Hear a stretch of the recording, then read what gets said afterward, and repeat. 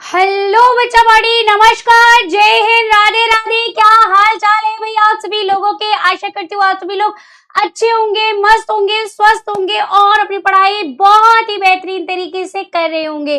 तो फटाफट से आप सभी बच्चे एक बार सेशन के साथ जुड़ जाएंगे और हम लोग अपनी हिंदी की क्लास को स्टार्ट कर लेंगे।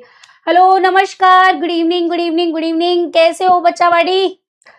हेलो अनुष्का, अंजलि, शिवांशी, राजेश, प्रशांत, जीतू, अस्मिता, आशुतोष, प्रियांक, अमन, शिखा, जानवी, अनामिका, सोनू। हेलो बेटा, hello hello hello. Prayagraj, Shivansh, Yogesh, Ratan, Purnima, Anushka, Sonu, Tanya, Ekta, Mohammad, Anamika, Hariom, Yogesh, Pratima, Rani, Niharika, Kavya, Priya, Zoya, Mayank. Hello, क्या हाल चाल है भाई? हेलो सना, फैजान।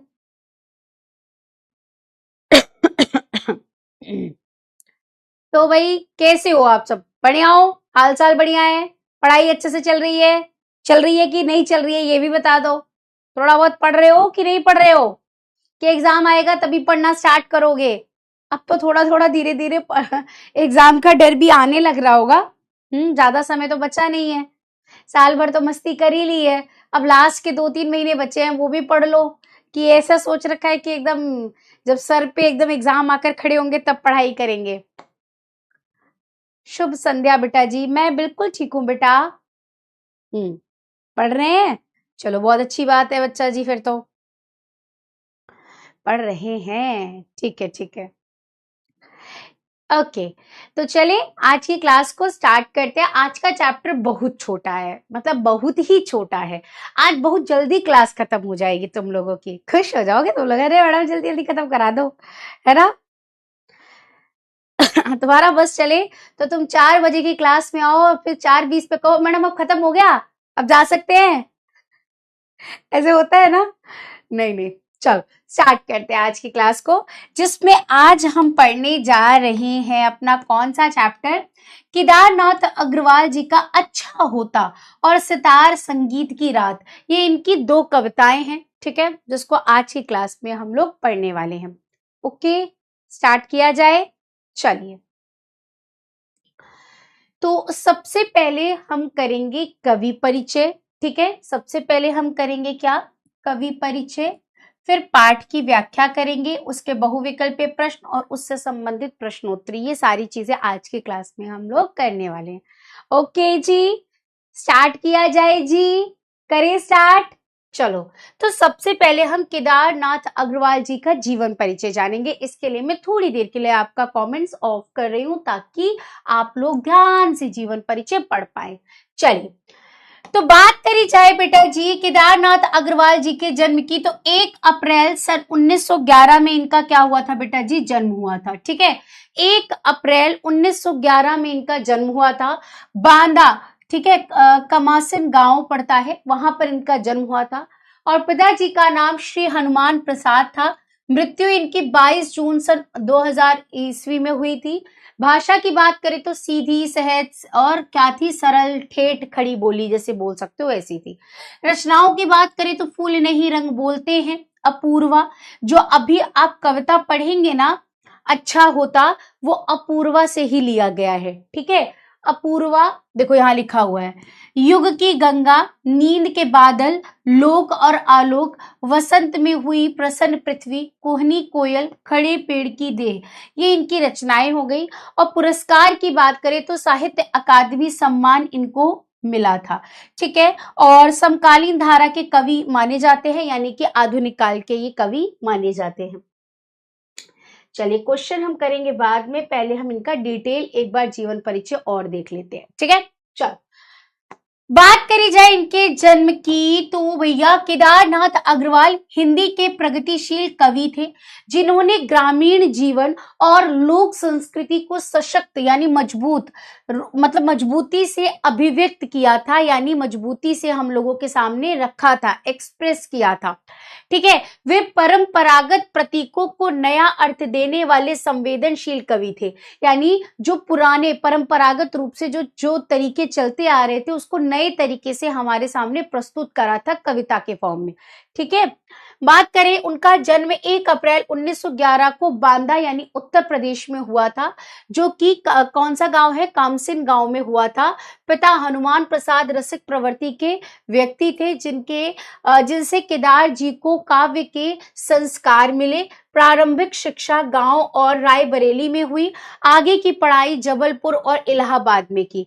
विवाह पार्वती देवी से हुआ था। किससे इनका विवाह हुआ था बेटा जी? तो पार्वती देवी जी से इनका क्या हुआ था? विवाह हुआ था। पहली प्रारंभिक शिक्षा कहाँ से हुई थी? गांव और रायबरेली से हुई थी। आगे की पढ़ाई इन्होंने जबलपुर और प्रयागराज से करी थी, जिन्हें उन्होंने जीवन संगनी से अधिक प्रेमिका के रूप में स्वीकार किया था। कहने का मतलब है जीवन संगनी से ज्यादा उन्हें वो प्रेमिका अपनी लवर मानते थे। ठीक है, इसके बाद करें बात आगे, तो इलाहाबाद विश्वविद्यालय में पढ़ाई के दौरान उनका संपर्क शमशेर बहादुर सिंह और नरेंद्र शर्मा से हुआ था, जिसने उनको साहित्यिक दृष्टिकोण का नया मोड़ दिया। 1937 में वकालत पास करने के बाद बांदा में वकालत शुरू करी, यानी इन्होंने वकालत की पढ़ाई करी और बांदा में इन्होंने वकालत पर ही काम भी करा। ठीक है, पर यह उनके लिए जीविका नहीं बल्कि समाज सेवा का माध्यम रही, यानी वो उससे अपना घर के मतलब बोलते हैं ना पैसा कमाने के लिए वो वकालत नहीं करते थे, बल्कि लोगों की सेवा करने के लिए, लोगों के काम आने के लिए वकालत करते थे। इसके बाद उन्होंने मार्क्सवादी विचारधाराओं को अपनाया और प्रगतिशील लेखक संघ से जुड़े रहे। 22 जून 2000 को 90 वर्ष की आयु में उनका क्या हो गया था? निधन हो गया था। यानी 1911 में इनका जन्म हुआ और 2000 ईस्वी में इनका क्या हो जाता है? मृत्यु हो जाती है। ठीक है, वे आज भी अपने जनवादी और जीवन संवेदन से भरी कविताओं के लिए याद किए जाते हैं। अब इनके क्या लिखनी है? साहित्यिक परिचय। तो आप बता देंगे कि प्रगतिशील काव्य की जनसाधारण की चेतना को स्वर मिला है, अतः उनमें एक सरसता विद्यमान है। छायावादी काव्य की भांति उनमें दूरारूढ़ कल्पना की उड़ान नहीं है, यानी कि बहुत दूर तक कल्पना करने की इनके अंदर इतना ऐसे इनकी रचनाओं में देखने को नहीं मिलता है। प्राय सभी कवियों के काव्य भाषा के रूप में जन प्रचलित भाषा को भी प्रगतिवादी काव्य ने अपनाया, परंतु केदार कुछ मामलों में अन्य कवियों से अलग थे, यानी विशिष्ट थे। विशिष्ट का मतलब होता है अलग। उनकी काव्य भाषा में जहां एक और गांव की सीधी ठेठ शब्दावली जुड़ गई है, वहीं प्राकृतिक दृश्यों की प्रमुखता के कारण भाषा में सरलता और कोमलता है। गांव की गंध, वन फूलों की महक, आवई भाषा, सत जीवन और आसपास के परिवेश को मिलाकर केदारनाथ अग्रवाल ने कविता को प्रगतिशील बौद्धिक चेतना से जोड़े रखने का मनमोहक बनाए रखा है, बनाए रखे रखी है। एक मिनट, यहाँ कुछ छूटा है, काव्य में होगा, यहाँ पर छूट गया है। काव्य में राष्ट्रीयता से पूर्ण गांधीवादी कवियों और बाल साहित्यों में द्विवेदी जी का प्रमुख स्थान रहा है। ठीक है, इनमें से आपको जो भी लाइन याद हो सकती है आप उसको लिख दीजिएगा। ठीक है, पूरा मत लिखिएगा पर थोड़ा बहुत लिख दीजिएगा। ठीक है, और आपका क्या हो जाएगा, इनका जीवन परिचय कंप्लीट हो जाएगा।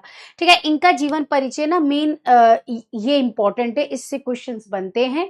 ठीक है, बाकी जो आपका फिर आप रचनाएं बता देंगे और काव्यगत विशेषताओं में से आप जो भी पॉइंट्स आपको याद हो जाए आप वो लिख दीजिएगा।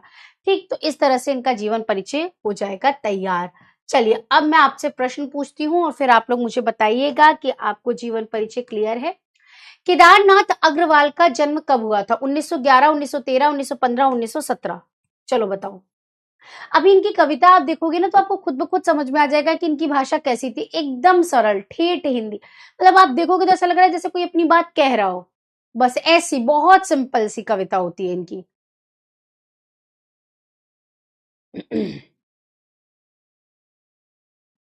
चलिए आंसर करेंगे फटाफट से बेटा जी।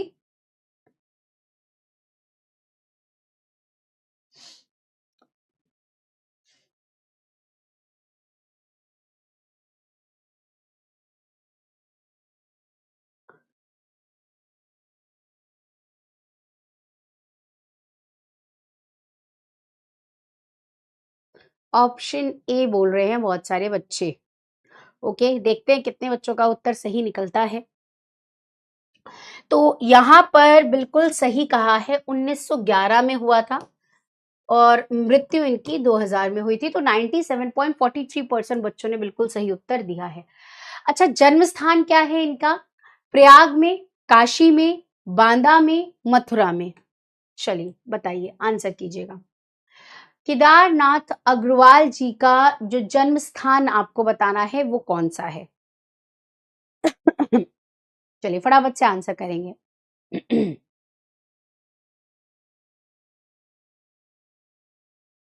ऑप्शन ए, बी, सी या फिर डी?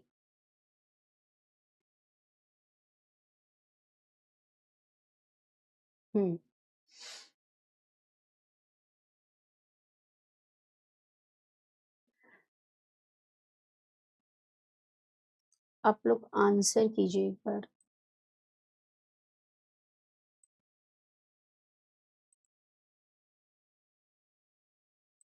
वॉइस एकदम ठीक है बेटा। आपके फोन या लैपटॉप की वॉइस लो है, यहां से वॉइस ठीक है एकदम। चलिए, तो इसका उत्तर क्या हो जाएगा? बांदा कमासिन। ठीक है, कमासिन। ठीक है, एक शब्द से भी इसको याद रख सकते हैं, कमासिन। बांदा उत्तर प्रदेश में पड़ता है। ऑप्शन सी यहाँ पर राइट है। और देखते हैं कितने बच्चों ने सही उत्तर दिया है। 89.81% बच्चों ने बिल्कुल सही उत्तर दिया है। अगला प्रश्न लेते हैं। केदारनाथ अग्रवाल जी का निधन कब हुआ था? चलो बताओ।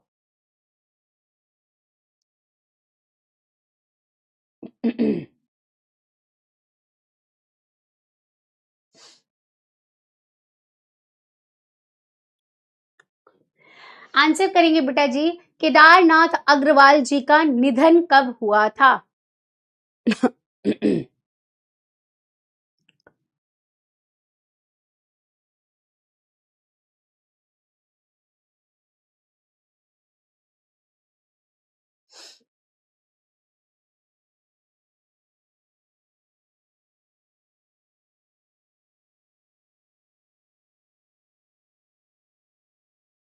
हेलो बेटा।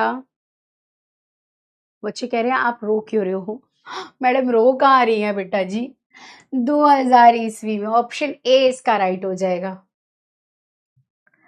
92.43% बच्चों ने बिल्कुल सही उत्तर दिया है। अगला क्वेश्चन। फूल नहीं रंग बोलते हैं नामक काव्य का प्रकाशन कब हुआ था? 1970, 1973, 1975, 1977? अब होगा ऊंट पहाड़ के नीचे। मैडम ये तो हमको बिल्कुल नहीं याद होगा, क्योंकि हमने बिल्कुल भी रचनाएं तो यूं फटाफट से बस देख ली थी, है ना। हमने ये थोड़ी ना देखा था कि डेट कब था। सच्ची सच्ची बताओ, यही हुआ है ना? चलिए, और मुझे पता है वापस से जाओगे और फिर तुम देखोगे कि मैडम ने क्या बताया था। तो चलिए मैं ही आपको बता देती हूँ। ये रहा, हमने अभी पढ़ा था फूल नहीं रंग बोलते हैं काव्य है, और 1973 में इसका प्रकाशन हुआ था। ठीक है, तो भाई अब इसका उत्तर तो आप लोगों को पता चल ही गया होगा। ठीक है, ऑप्शन बी इसका क्या हो जाएगा? राइट हो जाएगा। चलिए आगे बढ़ते हैं। अब आ जाते हैं अपनी कविता पर। यहां तक सभी को एक बार सभी बच्चे मुझे बता देंगे जीवन परिचय क्लियर है? फिर मैं मतलब मेन कविता पर चलूं।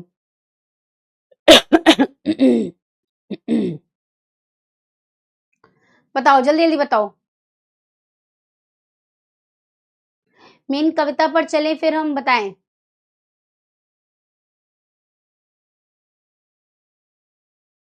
Clear clear clear. चलिए ठीक है, ओके फिर बढ़ते हैं आगे।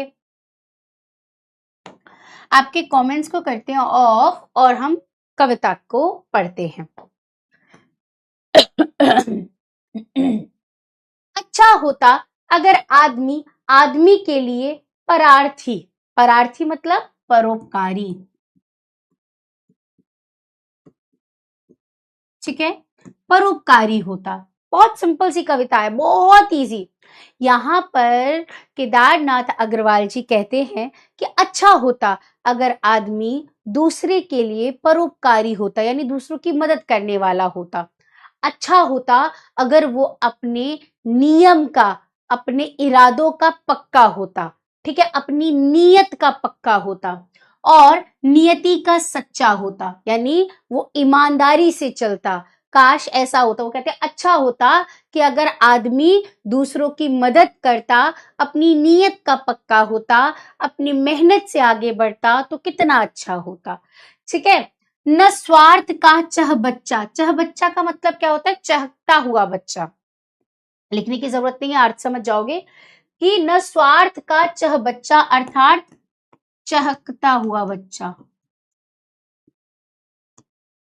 छोटे से बच्चे होते हैं ना जो बहुत एकदम आप देखेंगे शरारती टाइप के होते हैं, तो वो कहते हैं कि अपनी नियति का पक्का होता, अर्थात अपने नियम का पक्का होता, अपने उसूलों का पक्का होता, अपने इरादों का पक्का होता, उसके अंदर स्वार्थ तनिक भर ना होता, है ना। अपने बारे में जैसे जब इंसान सोचता है ना उसे स्वार्थ कहते हैं, सेल्फिश जो होता है, तो कहते हैं कि उसके अंदर स्वार्थ ना होता, ना दगेलदागी, दगेलदागी का अर्थ धोखेबाजी, दगेलदागी का मतलब क्या है बेटा, धोखेबाजी, उसके अंदर धोखेबाजी करने की कोई भी उसके ऊपर धब्बा ना लगा होता, अर्थात वो किसी के साथ मन मुटाव ना रखता, किसी के साथ कुछ गलत ना करता, न चरित्र का कच्चा होता और ना वो अपने चरित्र का। ठीक है, आज सबसे बड़ी बात यहां पर आती है देखो आज ना सब भाग रहे हैं रेस में, सबके सब भाग रहे हैं और आप भी देखोगे कि आप भी अभी तो आप एज अ स्टूडेंट हो, बच्चे हो, आप जो देखोगे आपको भी लगेगा कि यार सब तो कर रहे हैं। पता है क्या होता है बेटा, आप ना अभी क्या है, अभी छत्र छाया में हो, आपके माता पिता पैसे लेकर आ रहे हैं, कमा कर लेकर आ रहे हैं, मम्मी घर देख रही हैं, पिताजी बाहर देख रहे हैं, तो आपने वो बाहर की जिंदगी अभी नहीं देखी है। ठीक है, हाँ महसूस करी होगी, लेकिन आप अभी वो सिचुएशन नहीं देखे हैं जो जब आप बड़े होकर देखेंगे तो आपको दूर से देखने में बहुत सारी चीजें अच्छी लगती हैं, है ना। फॉर एग्जाम्पल जब आप किसी लड़के से या लड़की से बात करते हैं तो आपको वो टाइम बहुत अच्छा लग रहा होता है, या फिर जब आप देखते हैं कि बड़े बड़े लोग, मतलब जो आप जब स्क्रॉलिंग कर रहे होते हैं, है ना, तो आपको लग रहा होता है कि अरे यार ये लोग तो ऐसे बन जा रहे हैं, ऐसे बन जा रहे हैं ना, तो आपको लगता है कि बाहर की जो चीजें होती है ना, जब हम बड़े होंगे हम भी ये सब चीजें करेंगे तो बहुत अच्छा होगा, है ना। तो क्या होता है कि लाइफ में ना हर कोई इस समय क्या कर रहा है, भाग रहा है, और किस लिए भाग रहा है कि कितना हम फेमस हो जाएं। ठीक है, फेमस हो जाएं, पैसा आ जाए, धन दौलत आ जाए, फिर उसकी नीयत चाहे कितनी भी खराब क्यों ना हो, उसके पीछे का मतलब जो सोचने का तरीका क्यों ही खराब ना हो, गलत रास्ते से क्यों ही ना पैसा आ रहा हो। ठीक है, लेकिन सब इस दौड़ में भाग रहे होते हैं। अब इससे क्या होता है, यहाँ पर चरित्र पर कोई बात ही नहीं कर रहा है, कैरेक्टर्स पर बात ही नहीं हो रही है। यानी आप देखो कि पहले क्या होता था कि हर एक चरित्र की अपनी अहमियत होती थी, है ना, भाई है, बहन है, अगर भाई का नाम लिया जाता था तो भरत और लक्ष्मण, है ना, ऐसा कहा जाता था। आज भाई भाई में लड़ाई है, चरित्र का निर्माण कहाँ है। बहन भाई का रिश्ता होता था, आज बहन भाई के रिश्ते कितने खराब होते जा रहे हैं। ठीक है, वहीं पर देखो माँ बाप का रिश्ता जो होता था बच्चों के साथ, वो कितना अच्छा माना जाता था। आज बच्चे कितना ही मतलब अपने माता पिता को समय दे रहे हैं, उनसे अच्छे से बात कर रहे हैं। तो कहने का अर्थ यह है कि यहाँ पर चरित्र पर बात ही नहीं कोई कर रहा है, क्योंकि सबको तेजी से होड़ में भागना है, चरित्र सबका खराब होता जा रहा है ना। चरित्र बनाने से क्या मिलता है, सब ये सोच रहे हैं कि यार सब तो कर रहे हैं, हमारे एक बार करने से क्या होता है।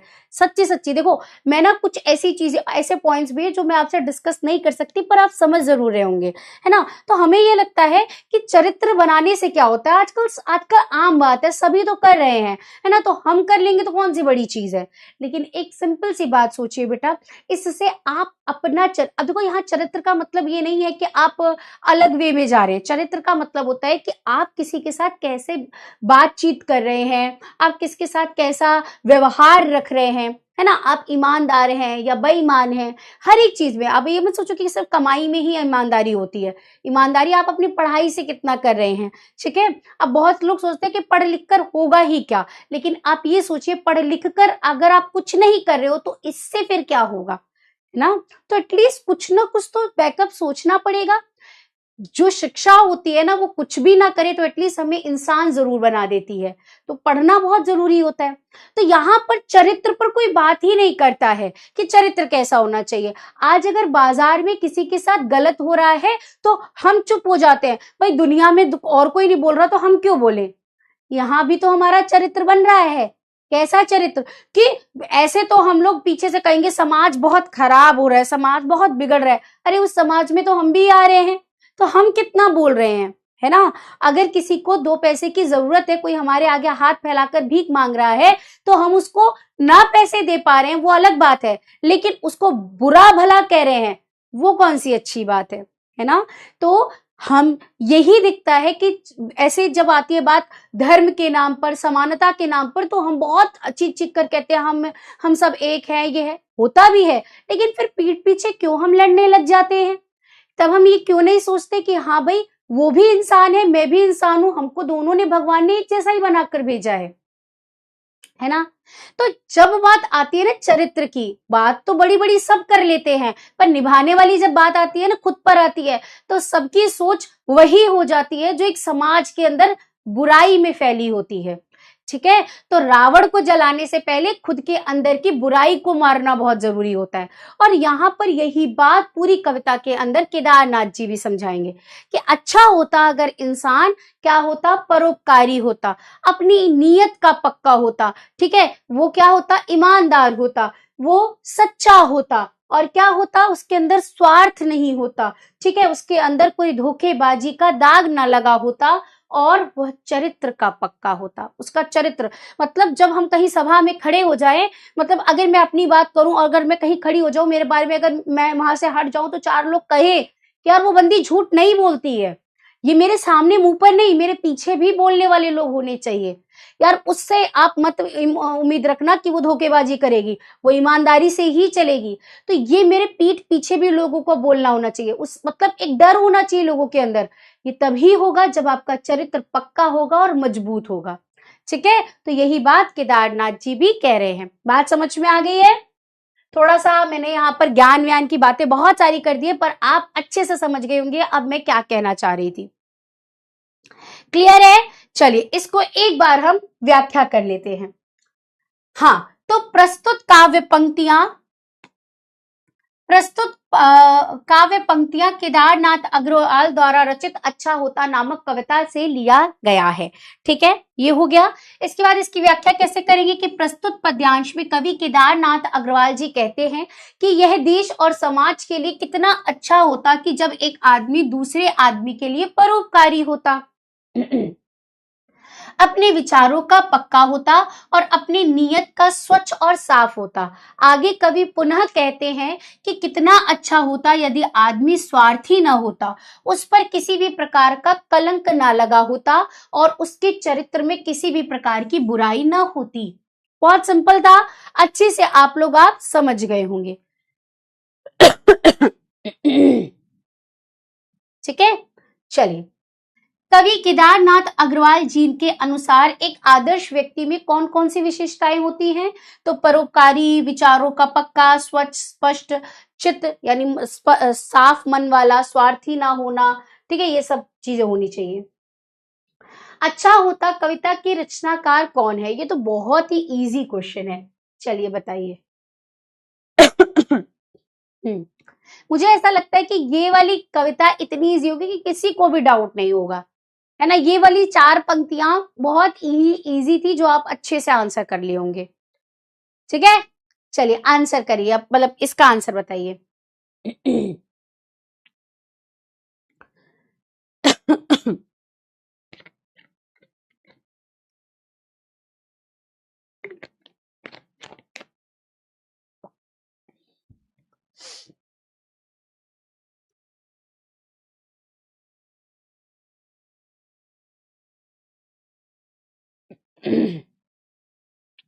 ओके, स्टार्ट करें भाई। इसका आंसर देखा जाए तो ऑप्शन ए इसका क्या हो जाएगा, राइट हो जाएगा। और यहाँ पर कितने बच्चों ने सही उत्तर दिया है, 94.97%। आगे बढ़ते हैं। अच्छा होता मेरी आवाज को पता नहीं क्या होता जा रहा है, अच्छा होता मेरा आवाज अच्छी हो जाती। अच्छा होता नामक कविता केदारनाथ अग्रवाल के किस काव्य संग्रह से लिया गया? मैंने थोड़ी देर पहले आपको बताया भी था। अपूर्वा, युग की गंगा, नींद के बादल, पंख और पतवार। चलिए बताइए।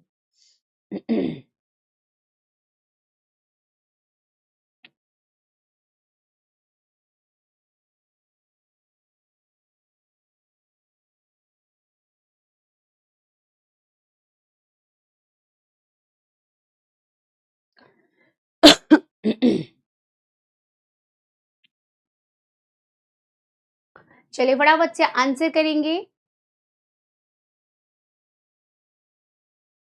क्या हो जाएगा इसका उत्तर बेटा जी?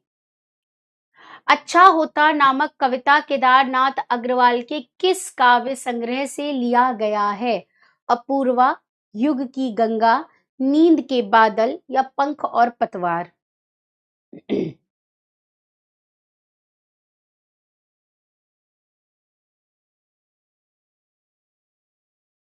Option A. चलिए देखा जाए। ठीक है, हाँ अपूर्वा से लिया गया है। 84.51% बच्चों ने सही उत्तर दिया है। चलिए आगे कविता में बढ़ते हैं। उसी के आगे ये कविता थी। अच्छा होता अगर आदमी आदमी के लिए दिलदार होता। ठीक है, अच्छा होता कि आदमी आदमी के लिए दिलदार होता, यानी ठीक है आज मुझे अगर मतलब मेरे पास 4 रोटी है और कोई मेरे सामने भूखा आया है तो मैं 3 रोटी से भी काम चला लूं या 2 ही रोटी से काम चला लूं, 2 रोटी उसे भी दे दूं, उसका भी पेट भर जाए, है ना। लेकिन हम तो पहले क्या सोचते हैं, कहीं कोई चीज मिल रही है पहले अपने भर लो, है ना, और फिर बाद में किसी को दो। एक छोटी सी कहानी सुनाती हूँ आपको, छोटी सी। एक बार की बात है कि एक बहुत बड़ा ट्रक जा रहा था अनाजों से भरा हुआ। ठीक है, तो उस अनाज के ट्रक पे से एक बोरी गिर जाती है सड़क पर और ट्रक वाले को पता नहीं चलता है, ट्रक आगे लेकर चला जाता है। उस बोरी के गिरने से वहां पर बहुत सारा अनाज गिर जाता है। ठीक है, तो वहां चिड़िया आती है और चुग चुग कर दाना लेकर जा रही होती है। तो उस मतलब वहां फिर और झुंड आ जाता है चिड़ियों का, तो वो भी चुग चुग कर लेकर जा रही होती है। वो किसी दूसरी चिड़िया को नहीं रोकती है क्योंकि उसे पता है कि मुझे जितने की जरूरत है वो तो इससे कहीं ज्यादा है ना। तो वो उसको चुग चुग कर धीरे धीरे ले जा रही होती है और वो अपना झुंड उनका भी चिड़ियों का आ जाता है और वो भी ले लेकर जा रहे होते हैं। वहीं पर एक बार फिर क्या होता है, आदमी आ जाता है और वो देखता है कि इतनी बड़ी बोरी अनाज की, है ना, तो वो खुश हो जाता है और वो चिड़ियों के पूरे झुंड को भगाकर पूरा बटोरने लग जाता है।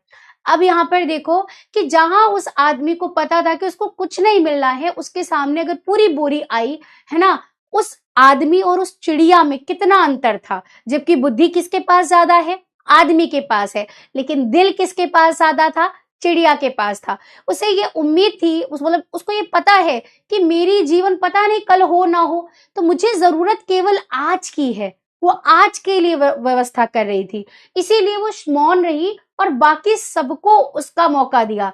लेकिन जो वो मानव था उसको घमंड था कि उसको पता है कि मुझे आगे जीवन भर चलना है, मतलब उसने अपने आगे की तैयारी कर ली। जबकि उसे ये नहीं पता था कि कल को क्या होना है, शायद वो कल रहे ही ना रहे, है ना। तो थोड़ा सा मन बड़ा करना पड़ता है। अगर वो बड़ा मन कर लेता, थोड़ा सा वो अनाज छोड़ देता उन चिड़ियों के लिए, तो उनका भी पेट भर जाता और उसका भी फायदा हो जाता। पर उसने क्या करा, गलत करा और उस बोरी को उठाकर वो भागने लगा। पता चलता है कि आगे चलकर वो ट्रक वाला वापस आता है और उसको चोर समझकर पकड़ लेता है।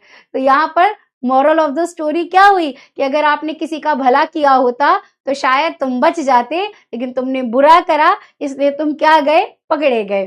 ठीक है, और तुमने चोरी भी नहीं करी थी लेकिन तब भी तुम फंस गए। इसीलिए मन का दिलदार होना बहुत जरूरी है। ठीक है, अगर आपके सामने कोई भूखा है तो उसको 2 रोटी एक सापने से निकाल कर दे दोगे तो कुछ घट नहीं जाएगा। दिलेर, दिलेर मतलब क्या होता है, बहादुर। दिलेर का मतलब क्या होता है बेटा, बहादुर।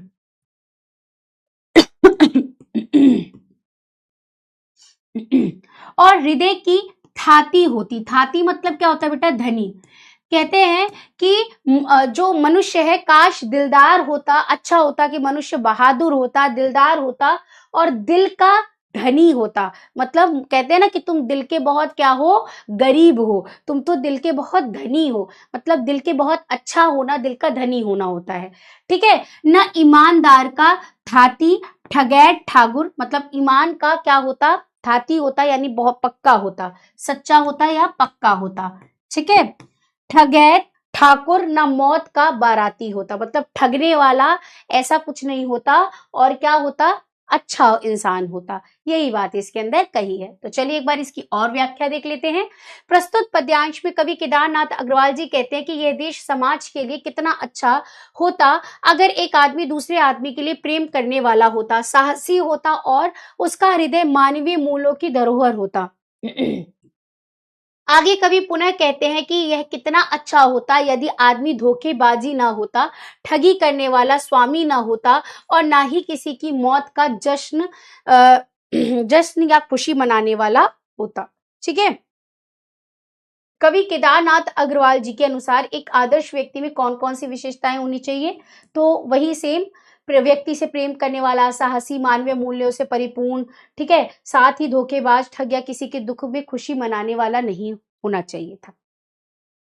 चलिए, तो यहाँ पर ये कविता समाप्त हो जाती है। आप लोग मुझे बताएंगे ये कविता सभी को समझ में आ गई? इस पर हम क्वेश्चन भी कर लेते हैं। समाज के लिए सबसे अच्छा व्यक्ति कैसा होता है? प्रेम पूर्ण, साहसी, मानवीय मूल्य से भरपूर, धोखेबाज और स्वार्थी, दूसरों की असफलता पर खुश होने वाला, उदास और नीरस। चलो बताओ। हाँ जी, फटाफट से बताएंगे।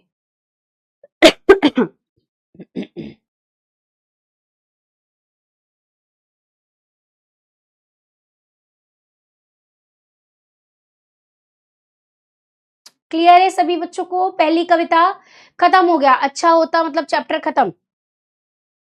अब इतना ही छोटा चैप्टर है सितार वाला, वो भी इतना ही बड़ा है, ज्यादा बड़ा नहीं है वो भी कविता। तो बहुत छोटा सा ये चैप्टर था, आराम से हो जाएगा क्लास खत्म। हाँ, तो ऑप्शन ए इसका क्या हो जाएगा बेटा? राइट हो जाएगा। ठीक है, देखते हैं कितने बच्चों ने सही उत्तर दिया है। 95.42% बच्चों ने बिल्कुल सही उत्तर दिया है इसका। चलिए अब अगली कविता पर चलते हैं। ठीक है, फिर मैं एक साथ ही आप लोगों का क्या ले लूंगी, डाउट ले लूंगी। ठीक है, चलो।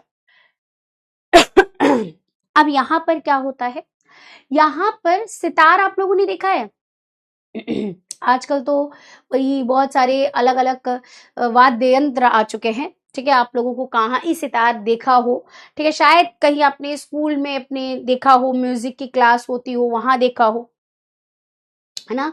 जो हमारा शास्त्रीय संगीत होता है तो वो इसी पर ही गाया जाता है, था, अभी भी गाया जाता है। हमारी माँ सरस्वती के हाथों में वीणा होती है ना, तो वैसा ही कुछ होता है। ठीक है, तो हाँ बिल्कुल स्कूल में देखा होगा, है ना।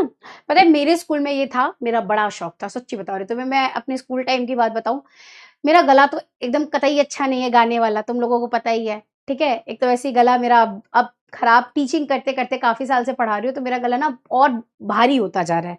पहले मेरी आवाज थोड़ी फिर भी अच्छी थी, मीठी सी थी, अब और भारी होती जा रही है। पहले से वैसे थी मेरी आवाज।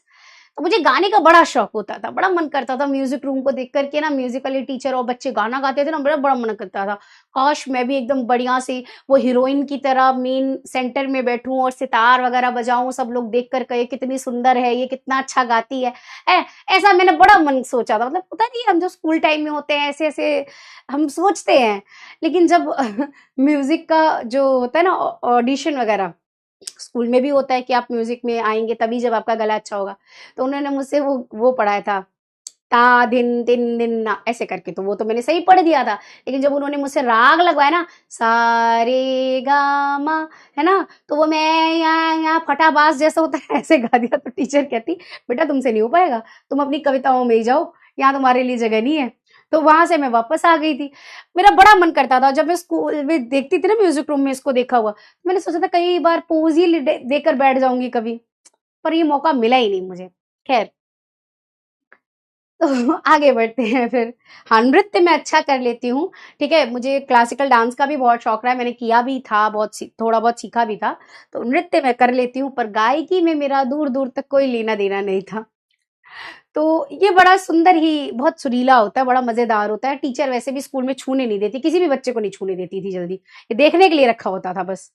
तुम्हारे स्कूल में भी ऐसा ही है, छूने देती है टीचर, बजाने देती है? हमारे स्कूल में तो ऐसा नहीं था, दूर से देख लो, हारमोनियम बजा लो, लेकिन ये नहीं छूने देती थी। ठीक है, चलिए। आग की होठ, अच्छा हाँ, मैं आपको बता रही थी कि इसमें केदारनाथ अग्रवाल जी ने पता है क्या करा था कि इस चैप्टर के माध्यम से, यानी सितार के माध्यम से वो ये बता रहे हैं कि जो कपटी मनुष्य होता है, जो खराब इंसान होता है, ठीक है, जिसके अंदर ईर्ष्या यानी जलन की भावना होती है, हैं उसके घर पे गाड़ी आई है, ऐसे कैसे हो गया, हमारे घर काहे नहीं आया, अच्छा उसके घर ये आ गया, उसके घर वो, अच्छा वो टॉप किया है, मैं नहीं कर पाया, उसको आईफोन मिला है, ऐसा वैसा बहुत सारा, है ना। तो वो ईर्ष्या, उसे जलन कहते हैं, जलन है, द्वेष है ना। अच्छा भगवान करे उसकी गाड़ी टूट जाए, भगवान करे उसकी हेडलाइट फूट जाए, है ना। तो ऐसा जब हम लोग गलत गलत किसी के लिए सोचते हैं तो उसी को ईर्ष्या कहते हैं, द्वेष कहते हैं। तो वहां पर सितार के माध्यम से कवि उन लोगों के बारे में बात कर रहे हैं। ठीक है, तो चलिए इस कविता को अब पढ़ते हैं। ओके, म्यूजिक क्लास नहीं है, ओ ओ ठीक है, अभी स्टार्ट करते कविता को। आग के होठ बोलते सितार के बोल खुलती चली जाती हैं, शहद की पंखुड़ियां चूमती अंगुलियों के नृत्य पर राग करते हैं किल्लोल। अब इसका अर्थ क्या है जरा देखते हैं कि आग के होठ बोलते हैं, यानी ईर्ष्या से, ईर्ष्या की भावना रखने वाले मनुष्य, है ना, क्या करते हैं जब सितार बजता है। अच्छा, जब सितार बजाते हैं तो वो क्या है, बहुत सुरीला बजता है। ठीक है, तो वो कहते हैं कि जब ईर्ष्या, द्वेष, मन में गंदी भावना वाला इंसान, है ना, अपने होठों से, मन में तो गंदी भावना रख रहा है पर होठों से जब बोलना शुरू करता है तो बड़े मीठे बोल बोलता है ना, सामने से इतना अच्छा दिखाता है ना। जैसे फॉर एग्जाम्पल आपका दोस्त है, आप पीछे से ऐसा सोच रहा है कि भाई इसको ना बिल्कुल भी फर्स्ट नहीं आने देना है, इसको बिल्कुल टॉप नहीं करने देना है, और सामने से आपसे आकर कहेगा नहीं भाई तू तो पढ़ने में बहुत अच्छा है, बिल्कुल तेरी देख तू कितने अच्छे क्वेश्चन लगा पा रहा है, मैं तो वो भी नहीं लगा पाता हूँ, है ना। तो क्या होता है कि आपके मुंह पर तो बहुत अच्छा अच्छा बोल देगा, जब मुंह जब खोलेगा आपकी इतनी तारीफ करेगा कि आपको लगेगा कि कितना अच्छा दोस्त है, मेरे बारे में कितना अच्छा सोचता है ना। लेकिन पीठ पीछे मन में आपके लिए क्या रख रहा है, गंदी भावना रख रहा है। तो यही बात कह रहे हैं यहाँ पर कि आग के, यानी आग आग आग उगलना कहते हैं ना, उसी तरीके से कि जो मन में गंदी भावना रखने वाला मनुष्य है, वो जब अपने होठों से बोलना शुरू करता है, ऐसा लगता है जैसे सितार बोल रहे हैं, अर्थात वो मीठी मीठी बातें बोलने लगता है।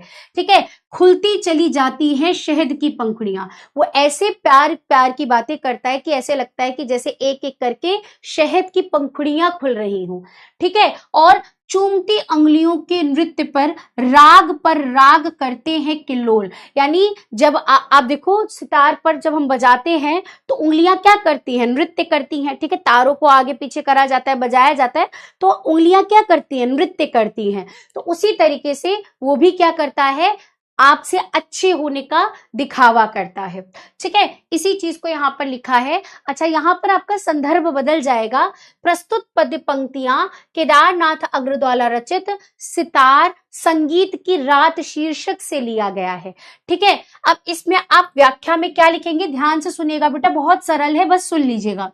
प्रस्तुत पद्यांश में कवि केदारनाथ अग्रवाल जी कहते हैं कि ईर्ष्या, द्वेष और कटुता से भरे मनुष्य के आग रूपी होठ बोलते हैं तो उसके बोल सितार के संगीत की तरह मधुर लगते हैं।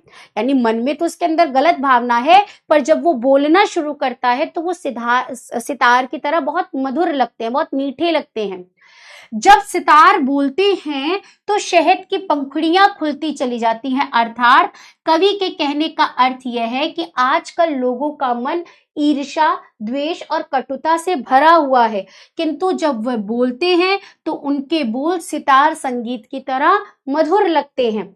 इससे सामने वाले को पता ही नहीं चल पाता कि उसके मन में कितनी ईर्ष्या, द्वेष और कटुता भरी हुई है। ठीक है, अच्छा, इस पंक्ति की ना अलाइंस आगे भी जुड़ेंगी तो मैं उसको भी आपको बता देती हूँ, फिर हम क्वेश्चन करेंगे। रात के खुले वक्ष स्थल पर चंद्रमा के साथ शताब्दियां झांकती हैं अनंत की खिड़कियों से। अब इसका अर्थ क्या है? अच्छा पहले यहां तक बताओ, पहले पिछला वाला क्लियर है सभी को? फिर मैं आगे बढ़ूंगी, सेकंड वाला बता के फिर क्वेश्चन करूंगी। पहला वाला क्लियर है? ठीक है। क्या क्या बताया गया है कि मन में गलत भावना रखने वाला मनुष्य जब मुंह से बोलता है तो ऐसा बोलता है, ऐसा लगता है जैसे सितार बोल रहा हो, सितार की तरह मधुर बोली लगती है उसकी। ठीक है, क्लियर है? ये समझ में आ गया होगा? ठीक है। हाँ, अभी डाउट लूंगी बेटा मैं आगे। अब यहां पर वीणा यानी उस सितार का और चंद्रमा की रात का सुंदर सा वर्णन किया गया है। क्या कहते हैं कि रात के खुले वक्ष स्थल पर, ठीक है, खुले वक्ष स्थल पर का अर्थ क्या है बेटा? खुला आसमान, खुला आसमान। ठीक है, कहते हैं कि रात के खुले आसमान में चंद्रमा के साथ शताब्दियां झांकती हैं, अर्थात इंसान अपनी पुरानी यादों में खो जाता है। ठीक है, अपने इतिहास को झांकने लगता है। ठीक है, संगीत के समारोह में कौमार्य बरसता है। कौमार्य का मतलब क्या होता है बेटा? यौवन, सुंदरता। ठीक है, संगीत के जब रात के समय आप संगीत सुनो तो कितनी सुंदर लगता है ना। बहुत सारे आप देखिए लाइव कॉन्सर्ट्स जो होते हैं वो रात के समय खुले आकाश के नीचे होते हैं। वो पता है क्यों होते हैं? क्योंकि और वो जो स्लो म्यूजिक होता है, आप कभी देखो कि आप बहुत स्लो म्यूजिक लगा लो, चांद पूरा निकला हो, ठंडी ठंडी हवा चल रही हो, आप छत पर बैठे हो, ठीक है, और आपने गजल लगा रखी हो और आप वो गजल सुन रहे हो, है ना। मुझे एक गजल बहुत पसंद है, आप लोगों ने शायद सुना हो कि नहीं। चांद भी देखा, नूर भी देखा, इस तरह करके है, आप लोग सुनिएगा। कोई नहीं है तेरे जैसा, ऐसा हुस्न है तेरा, ऐसे करके एक गजल है। बहुत आप उसको रात के समय, बहुत उसकी अच्छी पंक्तियां भी हैं। ठीक है, रात के समय जब आप उसे पढ़ने के लिए मतलब सुनेंगे खुले आसमान के नीचे, अभी तो बहुत ठंड लगेगी लेकिन बहुत बहुत अच्छा लगता है। तो वही सुंदर उसका वर्णन करा हुआ है संगीत का। वो कहते हैं कि खुले आसमान के नीचे जब चंद्रमा की रात होती है और क्या है, सितार यानी संगीत का समारोह होता है, तो एक यौवन बरसता है, एक सुंदरता बरसती है। ठीक है, हर्ष का हंस दूध पर तैरता है, यानी खुशी के जो मतलब उस समय हम इतने खुश होते हैं कि ऐसा लगता है जैसे हंस क्या कर रहा हो, तैर रहा हो। ठीक है, जिस पर सवार भूमि की सरस्वती। ठीक है, ऐसा लगता है उस समय, ऐसा लग रहा होता है कि उस वातावरण के अंदर उस हंस पर सवार होकर सरस्वती की मतलब देवी काव्य लोक में घूम रही हो। विचरण मतलब घूम रही हो, घूम रही हूँ। ठीक है, चलिए एक बार इसकी और व्याख्या देखते हैं कि प्रस्तुत पद्यांश में कवि केदारनाथ अग्रवाल जी कहते हैं कि जब रात्रि में सितार के संगीत की ध्वनि निकलती है तो रात के खुले हृदय पर चंद्रमा के साथ आकाश की खिड़कियों में शताब्दियां झांकती हैं, अर्थात वर्षों पहली घटी घटनाओं की झांकी झलकती है। आगे कवि कहते हैं कि रात कालीन संगीत के समारोह में यौवन बरसता है, चारों ओर खुशियां छाई होती हैं, प्रसन्नता रूपी हंस दूध पर तैरता है और उस प्रसन्नता रूपी हंस पर सवार होकर भूमि की देवी मां सरस्वती काव्यलोक में भ्रमण करती हैं। ठीक है, चलिए कवि केदारनाथ अग्रवाल जी ने के अनुसार रात्रि में सितार के संगीत का प्रभाव कैसा होता है?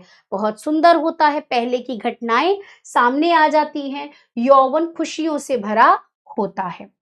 क्लियर है? एक बार सभी बच्चे मुझे बताएंगे, फिर मैं सबके डाउट लूंगी और फिर हम पोल करेंगे।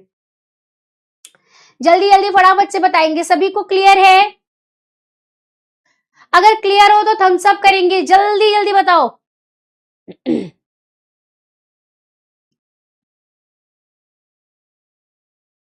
क्लियर है बेटा जी? क्लियर? क्लियर? ओके, चलिए तो अभी हम क्या ले लेते हैं इसके डाउट, फिर हम एक पोल करेंगे, एक दो पोल, फिर क्वेश्चंस करेंगे। साजिया, इस बारे में बिल्कुल अभी मेरे पास ऐसा इंफॉर्मेशन नहीं है बेटा। हर्ष का मतलब अर्पित खुशी, हर्ष का मतलब होता है खुश होना, खुशी को कहते हैं। यौवन का मतलब सुंदर, जवानी भी कह सकते हैं।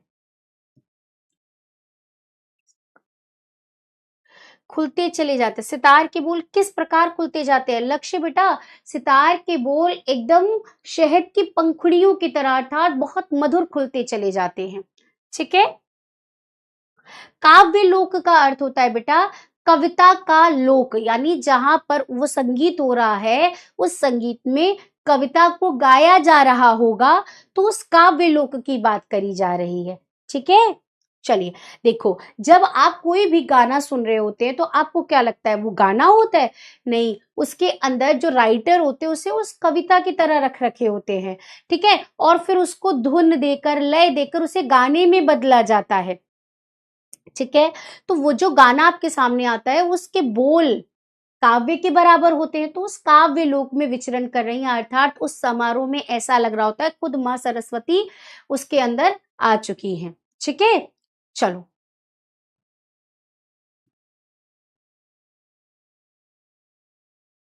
चहबच्चा का मतलब होता है चहकता हुआ बच्चा।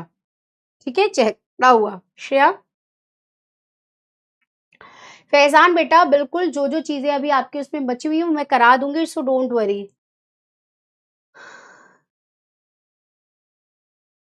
द्वेष का मतलब होता है मन में किसी के लिए गलत भावना होना, जलन की भावना होना। ठीक है, उसको कहते हैं। शताब्दियां मतलब, वैसे देखो शताब्दी का मतलब होता है 100 आब्दियों का समूह, आब्दी मतलब होता है वर्ष, 100 वर्षों के समूह को शताब्दी कहा जाता है।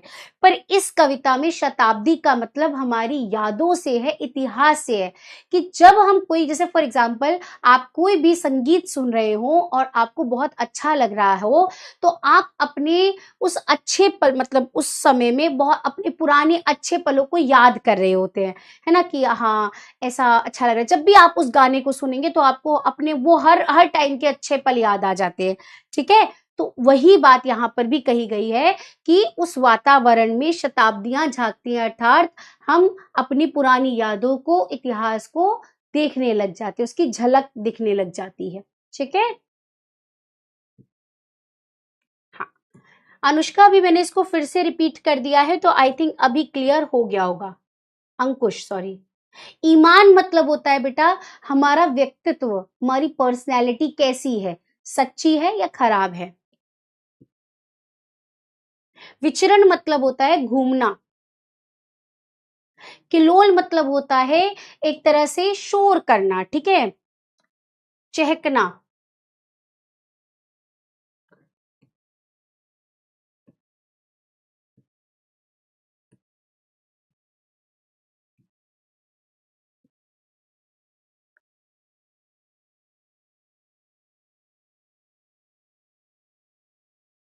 ये नहीं पता है। पंखुड़ियां, आप देखो, आपने कभी फूल देखा है? फूल की जो पेटल्स होते हैं उसको हम बोलते हैं ना, ऐसे ऐसे करके आप ऐसे ऐसे खोलते जाओ, उसको ही तो पंखुड़ियां कहते हैं। तो ऐसा लगता है जैसे शहद की जो पंखुड़ियां हैं वो शहद में डुबो कर लाई गई हो, अर्थात बहुत मधुर हो जाती, बहुत मतलब सुरीली हो जाती हैं।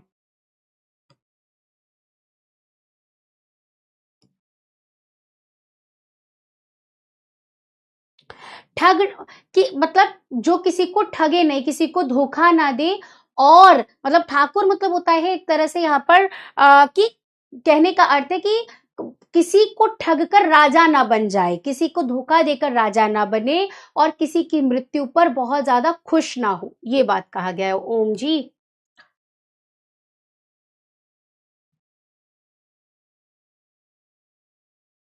बिल्कुल खुशबू, वो आज मुझे ऐसा लगता है वो निरर्थक है। मतलब आज उससे, रावण से कहीं ज्यादा बुरे लोग भारत में और पूरे संसार में हैं।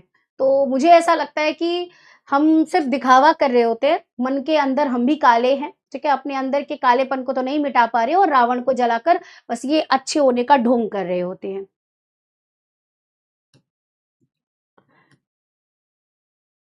दिलदार मतलब दिल से बहुत ज्यादा अच्छा होने वाला।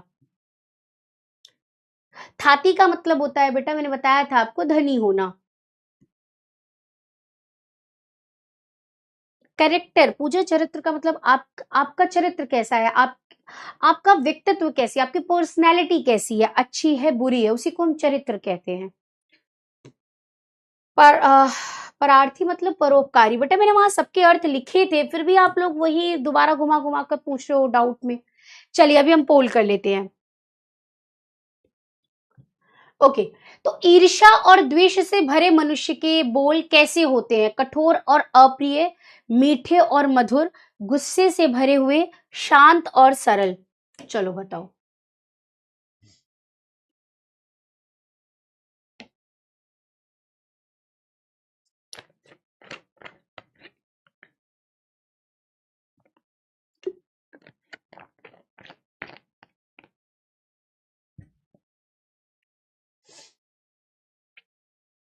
चलिए फटाफट से आंसर करेंगे बच्चा जी।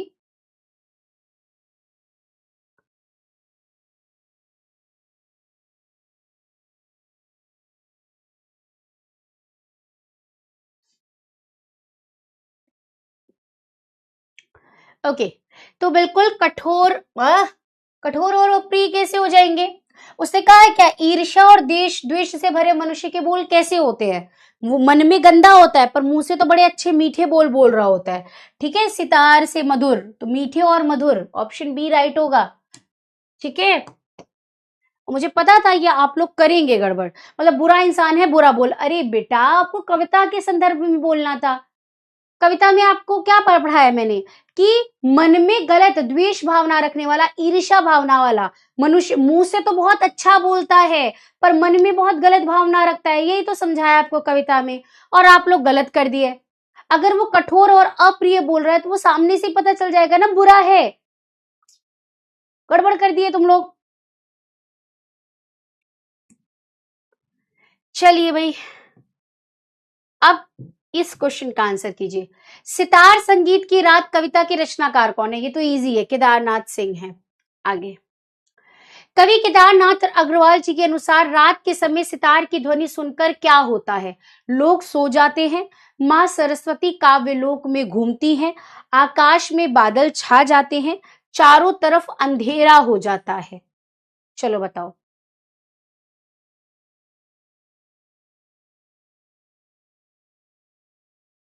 हम्म